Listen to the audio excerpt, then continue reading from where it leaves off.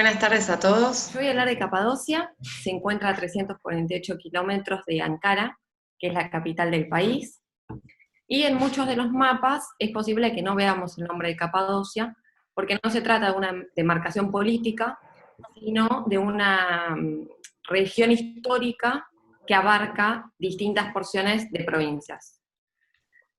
El paisaje de esta región se debe a las fuerzas naturales a través de los milenios. Hace 60 millones de años, en lo que sería la Anatolia meridional, se formó la cadena montañosa del Tauro, y produjo en la Anatolia central, que sería esta, barrancas y depresiones que fueron rellenadas tiempo después por magma y otros elementos volcánicos provenientes de las erupciones de los volcanes que están en la zona aledaña, como el Melindres, Tebeli y varios otros, eran unos cuantos. Tiempo después, esas formaciones, digamos, ¿cómo es?, de roca volcánica, que se le dice, fueron erosionadas por el viento y las lluvias, y dio lugar a los distintos valles que podemos encontrar en la región. También otro de los factores que influyó fue el trabajo humano. Como vemos en estas imágenes, en esas formaciones de lava, de magma, digamos, que se llama también toba, esta roca, fueron construyendo sus hogares, viviendas, iglesias, incluso hay muchísimos hoteles para alojarse en esto que se le llama casa cueva, que es una muy buena opción como para sentirse parte también del atractivo de la región. Bien, vamos a empezar con los lugares que podemos visitar dentro de esta región, y uno de los más importantes, si pasás la foto, Mati, por fin. Sí, me había tildado, ahora ya Sí, volví. no pasa nada, tranqui. Bueno, este es uno de los hoteles, este que vemos en las imágenes es uno de los hoteles que podemos visitar. Y uno de los atractivos son las ciudades subterráneas, que se encontraron varias en la región, pero la más importante es esta que vemos, que es la ciudad subterránea de Derinkuyu. La imagen de abajo es un dibujo que hicieron de cómo sería la vida en esa época. Fue construida en el siglo IV antes de Cristo, se cree que fue más o menos en esa época, y lo más sorprendente de esto es que la organización que tenían en cuanto a las ventilaciones que habían dentro del lugar, incluso tenían pozos para aprovechar el agua de un río subterráneo que atraviesa esta ciudad. Y además es la más profunda del mundo. Se cree que tiene 85 metros de profundidad, y dividido en 18 a 20 niveles, de los cuales solo 8 pueden ser visitadas por los turistas. Y volvemos a la anterior, porfis, Mati. Sí. Está. Que pueden ser visitadas por los turistas. Y en esos 8 niveles podemos encontrar las habitaciones, cocinas, bodegas, y hasta establos había en la parte de abajo. Además, después en la época del Imperio Bizantino, se colocaron unas rocas, que esas fueron puestas, digamos, aparte, para cubrirse de los ataques, para que no puedan ingresar a estas ciudades subterráneas, porque esta zona fue muy atacada a través de los años, sufrieron muchos ataques. Además tiene un túnel de 8 kilómetros de extensión que conecta con otra ciudad subterránea, que es la que vamos a ver en la próxima imagen, que es la ciudad subterránea de Katmakli. Al igual que la de Derinkuyu, funcionaba de una forma segura para la gente que lo habitaba, y tiempo después, cuando arrancó la época del cristianismo, incluyeron estos lugares iglesias, capillas, completamente, o sea, con cúpulas, con pinturas. Otro dato que me quedó pendiente, que no dije de Derinkuyu, es cómo fue descubierta, cómo llegaron a eso, a encontrarla, y fue encontrada por un habitante de la ciudad de Derinkuyu, que estaba tirando abajo una pared de su sótano, de su casa, y encontró una habitación que nunca había visto. ¿Qué hizo? Agarró y tiró otra pared para ver si encontraba algo más. Y así encontró otra habitación. Esto fue en 1963. Y después de eso, bueno, empezaron las investigaciones y demás en la zona, y así pudieron descubrir el resto de los niveles y demás. Bien. Y acá llegamos al Parque Nacional de Goreme, que quizás no lo conozcan de nombre, pero sí por fotos, porque las fotos más famosas son de este parque. Fue declarado por la UNESCO en 1985 patrimonio histórico y cultural, y dentro de él podemos encontrar el Museo al Aire Libre de Goreme. En este lugar los asentamientos comenzaron en el siglo III y IV, y muchísimos cristianos del periodo romano se instalaron ahí y crearon sus iglesias. Encontraron su lugar en el mundo, digamos.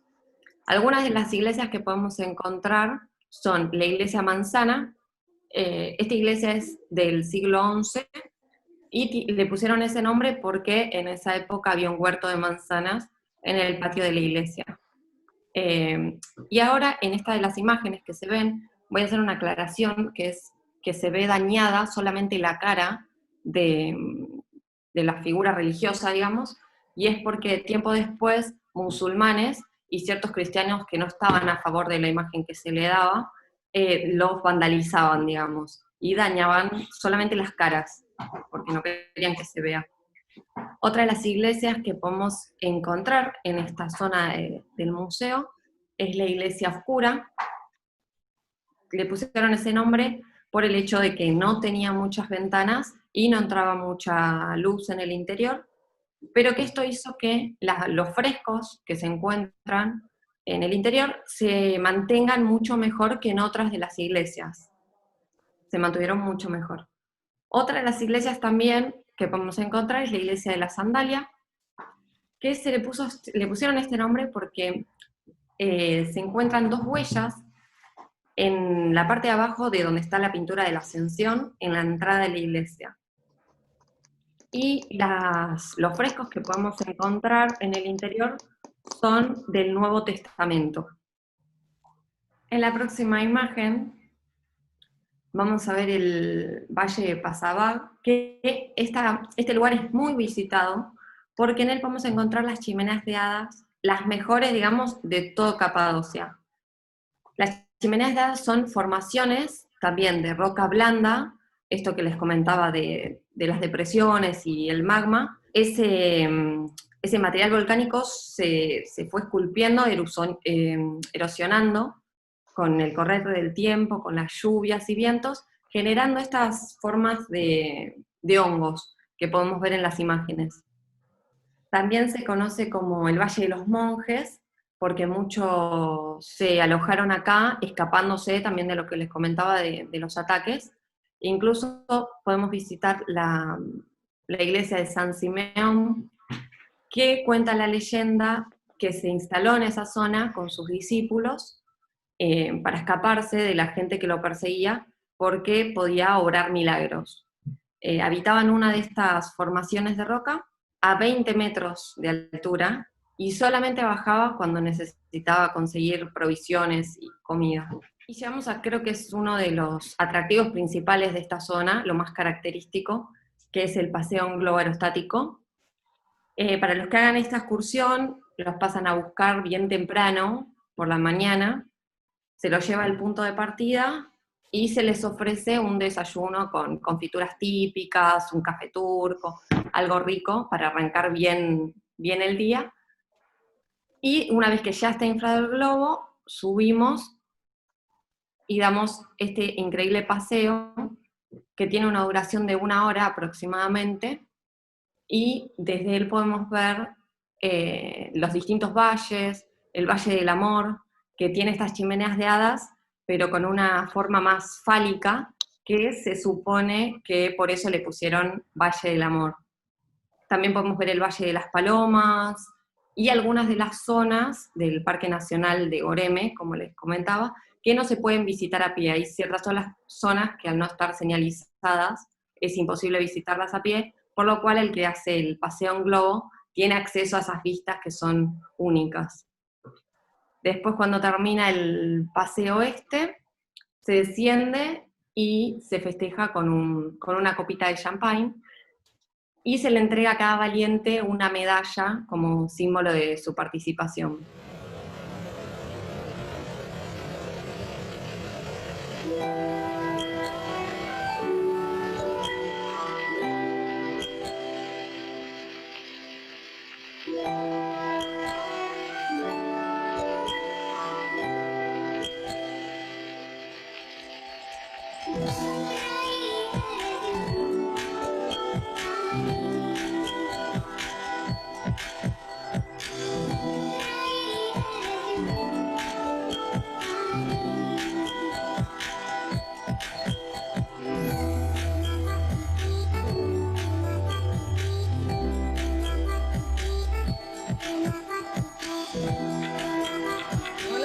En principio, y antes de despedirnos de Capadocia, yo les quería contar que estos vuelos en globo tienen 2 turnos. El primer turno uno logra ver el amanecer desde el aire, así que realmente está buenísimo, es muy lindo paseo de hacer, se disfruta enormemente, uno va en estas especies de cestas gigantes con 10 personas más, y la verdad que uno piensa desde tierra cuando uno ve un globo en el aire, ay, pero qué lindo, no tiene como demasiada expectativa. Pero un paseo en globo en esta geografía es espectacular. Uno pasa muy cerca de torres y es realmente impresionante. Está buenísimo de hacer. Y el bajar es otro tema, ¿no? Porque la verdad que son gente muy experimentada los que manejan los globos y te hacen descender. Esto lo cuento porque estuve ahí, entonces vivirlo en primera persona a veces tiene una cosa especial, esto de estar ahí en la canasta, ya en el descenso, bajar, hay una camioneta con la parte del furgón atrás abierta que te va a buscar. Pensemos que el globo está en movimiento y está en descenso.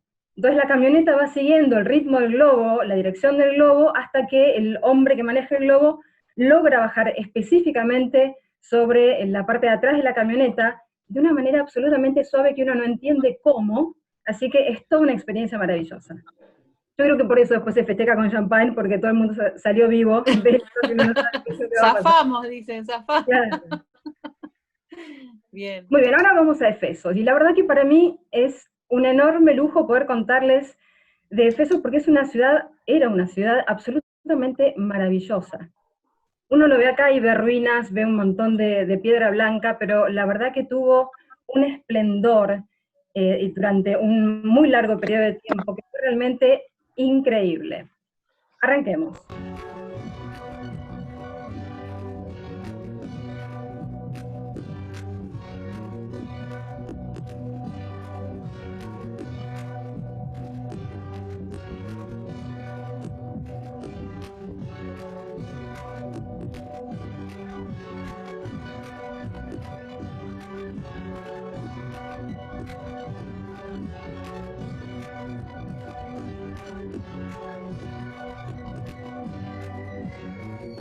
Bueno, ahí tuvimos una visión global de todo lo que fue la ciudad, y en principio contarles que fue un importantísimo centro religioso, cultural y comercial, y parte de esta importancia era justamente porque vinculaba tanto a Europa como a Asia desde lo comercial, y también por haber estado en ese momento a orillas del mar Egeo. Con los años, siglos, el mar se fue retirando, con lo cual la ciudad quedó más alejada y empezó a perder preponderancia, hasta que se deshabitó absolutamente. Bueno, como les contaba, hoy sus ruinas, que están en perfecto estado de conservación, realmente se puede apreciar todo súper bien, se visitan desde 2 ciudades cercanas, una es Kusadasi, que es una ciudad balnearia a 19 kilómetros, y otra es desde Izmir, o Esmirna, que es una ciudad sí portuaria, hoy por hoy muy moderna, y muy importante de la zona, que está a 50 kilómetros. El complejo arqueológico, originalmente amurallado, tiene toda la posibilidad de que podamos, recorriéndolo, entender y conocer cómo se vivía por aquel entonces. empieza la construcción, o sea, el inicio de desarrollo de la ciudad de Éfesos en el siglo 7 antes de Cristo, y sigue hasta el siglo 8 después de Cristo. Entendemos que tiene un periodo enorme de desarrollo, y de hecho por eso también su importancia. Alrededor del año 100 después de Cristo fue el momento de apogeo mayor, donde, y tengamos en cuenta de esto en cuanto a cifras, tuvo aproximadamente unos 500.000 habitantes, y se convirtió dentro del Imperio Romano en la segunda ciudad más importante después de la mismísima Roma. Esto es Éfesos. Esto es la importancia y la magnitud de todo lo que allí sucedió. Durante siglos, bueno, esto también lo comentaba Vivi al inicio, que tiene que ver con toda la historia de esta geografía, de esta zona geográfica del mundo. Durante siglos fue gobernada por sucesivos imperios, sucesivas fuerzas que hicieron e implementaron su cultura, y sabemos cómo es la historia del mundo, que una civilización que es invadida por otra, bueno, hay destrozos y hay reconstrucciones y hay nuevas culturas y religiones que se imponen. En fin, en Efesios lo que vamos a encontrar es justamente los rasgos de todo esto, muy bien conservado, rasgos griegos, persas, romanos, bizantinos, otomanos, y de hecho en todo este transitar también incluso Alejandro Magno tuvo que ver, porque en el momento de dirección persa, digamos, Alejandro Magno con su ejército vence al imperio persa y en ese momento también toma Efesos y se encarga de reconstruir y rehabilitar muchas de las cosas que habían sido destruidas previamente. Cuando nosotros, el mundo moderno, descubrimos esta ciudad, en 1863 un grupo de arqueólogos que en realidad estaban en búsqueda del templo de Artemisa que fue una de las 7 maravillas del mundo antiguo. Estaban en la zona haciendo búsquedas y finalmente en 1869 se encuentran con parte de los restos. Actualmente se siguen haciendo excavaciones porque se cree que hay mucho de la ciudad que todavía no se descubrió, a pesar que hay un montón de cosas para ver. Así que vamos por todas estas cosas que hay para ver. Volvamos, Mati, un minutito a la puerta de Adriano. A la puerta. Adriano fue el emperador Adriano, lógicamente, de Roma. Adriano también, aparte de esta puerta, tiene un templo que tiene un estilo corintio, y una estatua dentro del templo tiene su propia estatua de mármol. La puerta de Adriano originalmente tenía 2 pisos, hoy por hoy solo se ve uno, y consiste en 3 puertas en forma de arco. Antiguamente, como les decía, era una ciudad amurallada, con lo cual estas puertas tanto no se usaban, la muralla la protegía, por eso se entiende que de pronto están bastante bien conservadas a la fecha. Excepto de los pilares que tiene en los costados, está toda construida en mármol blanco. Y acá quiero hacerles una pregunta. Esto va sobre la vía de los curetes, Mati, Perfecto. sobre la vía Arcadia. Llegamos. Exactamente, sí. Aquí mismo. Acá yo les quiero hacer una pregunta a todos. ¿Qué entienden por cactus? A ver si alguno se anima, por chat o en audio. Plantas, dicen por ahí. Claro, algo que no necesita mucho agua, no sé. Bien, bueno, digamos que la característica principal del cactus básicamente es una planta de zonas desérticas, con lo cual adaptó todo su follaje, todas sus hojas en forma de espinas para conservación, pero que de pronto la forma más conocida del cactus es aquel cactus que es básicamente vertical, ¿no es cierto? Entonces, en la antigüedad, lo que estamos viendo acá en estas 2 avenidas principales con pisos de mármol, son cactus. En la antigüedad se llamaba cactus a la avenida principal, que unía ambos extremos de la ciudad, y que de hecho tenía una forma recta. Entonces, cualquier avenida importante en la antigüedad era llamada Avenida Cactus. Yo creo que de ahí mismo después se tomó el nombre como para nombrar esta planta tan vertical como particularidad, ¿no? Cierto. Bien, acá en este cactus, en estas avenidas principales, tanto la de los Curetes como la vía Arcadia, podemos encontrar hoy por hoy en las ruinas de Éfesos, vamos a encontrar muchos restos de las edificaciones originales, dígase dinteles, capiteles, cornisas, que tienen un detalle de diseño realmente espectacular y sumamente bien conservado. Después tenemos el Trato Unos Ágora, Mati. Ahora. Por acá. Bueno, acá se ven solamente algunos capiteles de pronto, pero era el sitio donde se reunían los senadores para discutir los temas del día. También cerca de la zona estaba la parte comercial, de comercio en general, y también en esta zona del ágora de venta de esclavos. Recordemos que era tránsito entre Asia, Europa, de diferentes civilizaciones, con lo cual no solo se comercializaban especias o elementos, sino también gente. Después pasamos a las domus romanas. Les voy contando mientras tanto. Domus es una palabra que en cualquier idioma hoy por hoy uno puede entender que se trata de casas.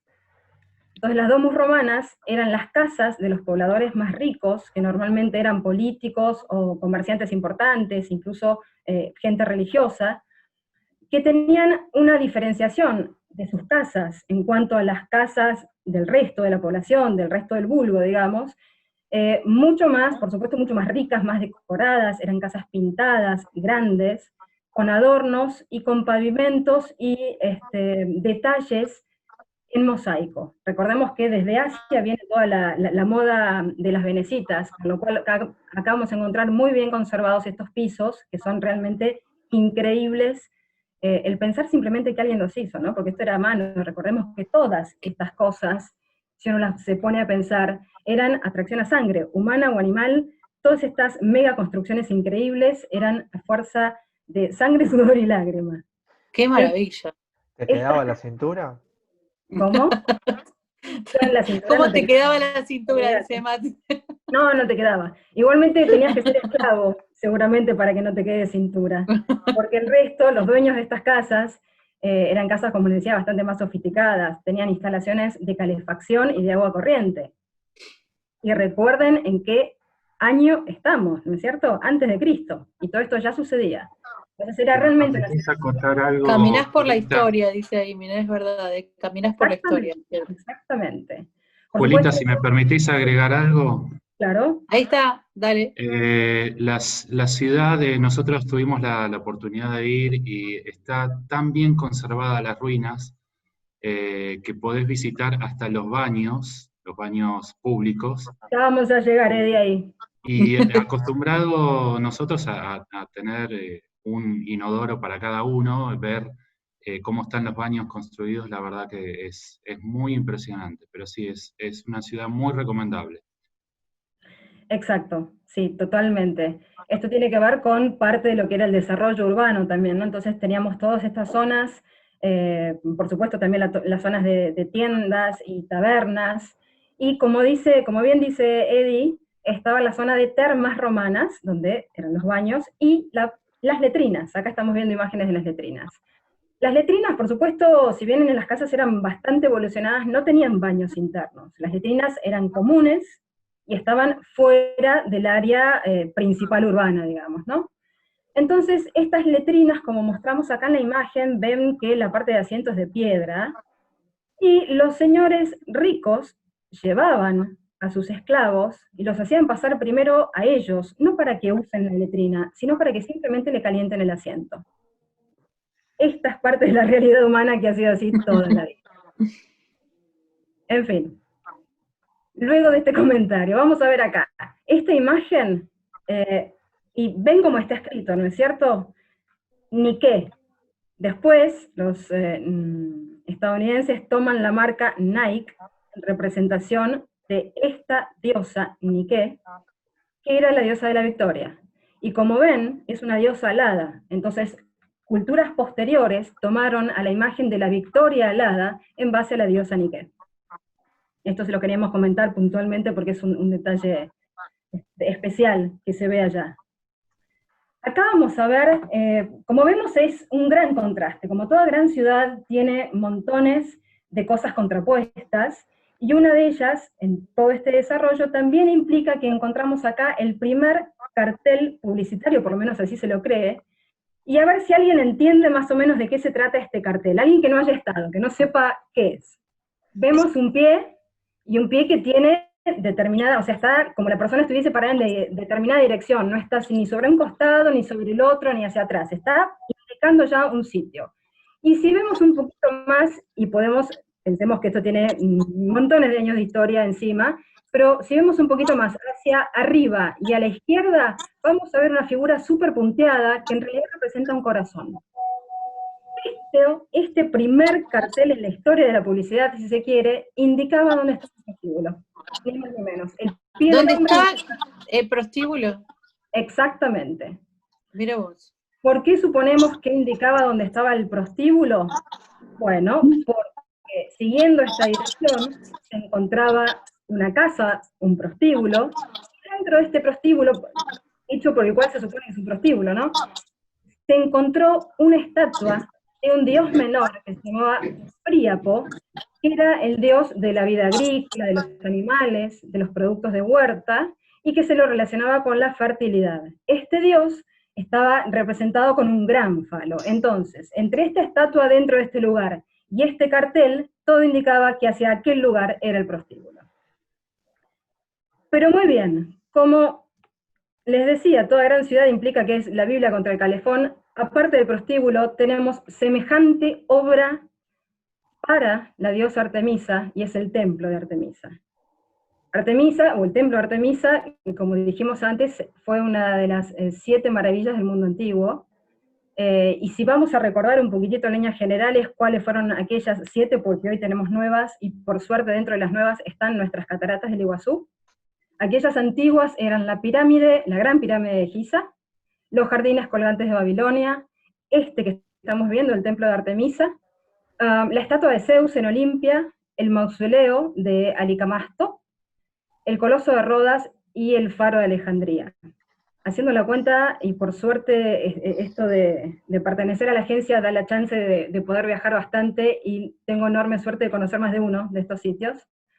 Pero bueno, este templo fue dedicado lógicamente a la diosa Artemisa, denominada con los romanos Diana, diosa de la fertilidad, de la caza, de la guerra, hija de Zeus, hermana gemela de Apolo, y una de los grandes 12 dioses de la mitología griega. Su construcción fue comenzada por un rey, el rey Creso, de un territorio cercano que se llama Lidia, cercano a Efesos, hacia el 550 a.C., y su construcción, miren el tamaño de esto, su construcción duró 120 años. Dentro del edificio hay varias construcciones más. Y dentro de la historia misma, ¿no? Estos revuelos políticos y de conquista que hubo cada tanto tiempo, en el 356 a.C. fue incendiado a causa de uno de estos revuelos. De acá, del templo de Artemisa quedan, como se ve acá en la imagen, esa columna y estas como bases de columnas que se ven, pero no queda mucho más, lamentablemente. Después pasamos a la biblioteca de Celso. Esto es impactante de ver. Uno llega a Efesos, empieza a caminar la ciudad, y por este camino principal se ve al final esta especie de paredón lleno de columnas y de imágenes que es realmente impactante de ver. Es increíble esta construcción.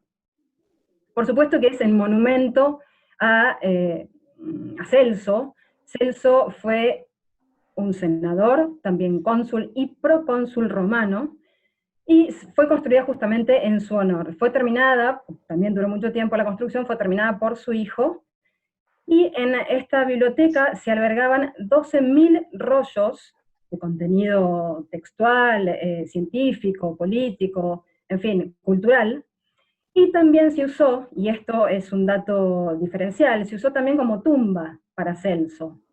Les decía que esto es poco habitual, de enterrar a nadie en una biblioteca, pero bueno, para honrar a la personalidad que fue Celso, ahí mismo abajo tiene su entierro. Es un entierro, un sarcófago con mármol decorado, con lo cual está muy impresionante también de ver. La biblioteca esta, para que tengamos en cuenta la envergadura y la importancia, es la tercera biblioteca más grande del mundo antiguo, detrás de Alejandría y de Pérgamo, ni más ni menos. Y por otro lado, como no eran ningunos improvisados para hacer las cosas, está orientada hacia el este, con lo cual tiene un mayor aprovechamiento de la luz de la mañana. Decorada, como vemos acá entre las columnas, por varias estatuas, que todas, junto a la de Celso, representan a la riqueza y a la sabiduría. Todo esto nos empieza a dar una idea más grande de lo que realmente fue la ciudad de Efesos, ¿no es cierto? Luego sí, Mati, como estabas recién con la fuente de Trajano, esta fuente fue construida y donada justamente al emperador Trajano en honor a Artemisa. ¿Por qué tanto impacto con Artemisa?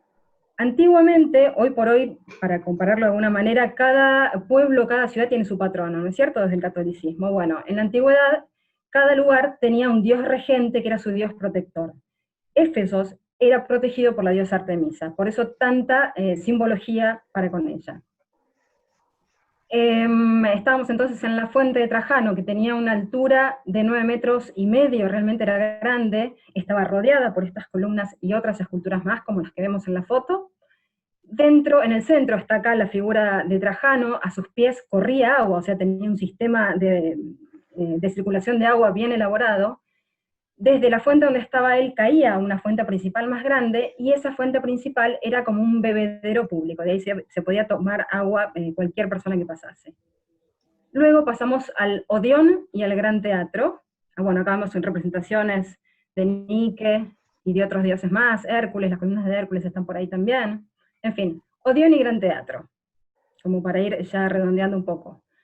Son dos construcciones lógicamente de teatros. El Odeón es más pequeño, es un teatro del siglo II, pero el Gran Teatro, y veamos otra vez los volúmenes de esto, el Gran Teatro tenía una capacidad para 25.000 espectadores, era el mayor de su época. En este enorme teatro se ubicaba, el centro tenía todo este piso donde tenían en los lados esta canaleta que se ve en esa imagen, con lo cual si se querían representar como sucedía en el Coliseo, cuando se querían representar batallas, se inundaba todo esto, o sea que tenía un trabajo de ingeniería también muy elaborado. Se hacían espectáculos circenses, por supuesto también, y para mostrar lo majestuoso, en cada fila de gradas estaba delimitado por barandas. Estas barandas tenían cabezas talladas de león. Era todo muy impresionante. Después pasamos a la Basílica de San Juan. Muy bien, aquí estamos. Tiene un estilo bizantino, o tenía un estilo bizantino, la basílica. Fue construida en el siglo VI, en el sitio donde supuestamente Juan el Bautista escribió su evangelio. La iglesia fue construida por el emperador Justiniano en honor a él, y por otro lado porque él murió ahí. Entonces, en base a eso, ahí mismo también está su tumba. Después, avanzamos sobre exactamente la iglesia de María. Esto fue una catedral cristiana antigua, dedicada por supuesto a la Virgen María, y se encontraba junto al puerto. Recordemos que teníamos antes, las aguas del Egeo bañaban las costas. Ahora en esta imagen se ve como bastante despoblado todo. También fue conocida como la Iglesia de los Consejos porque allí hubo 2 concilios papales, entonces tomó este modo más coloquial, si se quiere, se la conoce como la Iglesia de María o como la de los Consejos. Y por último, les quiero comentar este otro sitio que se llama la Casa de María, está un poquito hacia las afueras de la zona de las ruinas, pero para mí es un poco controversial, es un tema polémico, diría Vivi. Se piensa, se cree, que fue la casa donde vivió la Virgen María, una vez que fue la crucifixión de Cristo. María queda huyendo, entonces San Juan la lleva a refugiarse acá, y acá se supone que pasa sus últimos días. Se descubrió en 1891, y desde entonces, por supuesto, es un sitio obligado de peregrinación, tanto cristiana como musulmana.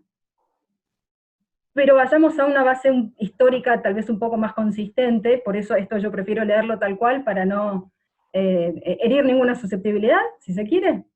El edificio es realmente una pequeña iglesia bizantina, y realmente es muy chiquitita. Estando dentro, uno ve así como un camino principal hacia una suerte de altarcito hacia el final, y realmente es pequeño, hay que hacer fila porque no entra mucha gente. Probablemente, y según el plan y las técnicas de construcción, sean del siglo XIII, aunque se construyó sobre vestigios de otro edificio más antiguo, que ya no había contemplación ya de registro en tiempos apostólicos para entonces. Los restos de esta estructura fueron descubiertas, como les decía, en los siglos fechados, digamos, desde que se descubren, se toma la fecha de posible construcción entre los siglos 6 y 7, y las investigaciones más recientes apuntan a la existencia de una villa romana durante estos primeros siglos. No existen hallazgos del edificio anterior a la época bizantina, alrededor sí se encuentran tumbas, Actualmente es una capilla y, como les decía, estaba construida sobre otros restos.